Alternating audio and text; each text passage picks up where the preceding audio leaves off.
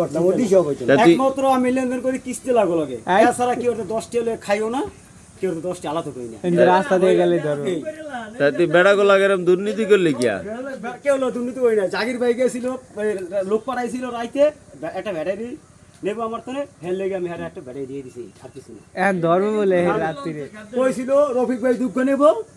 রফিক ভাই দুঃখ লাস্টে কইলো 1000 টাকা বিনিময় দিয়ে আমি দিছে ব্যাটারি দিতাম না বাইসি মুজি রফিক ভাই কি লুজ আমি ব্যাটারি দিই তারও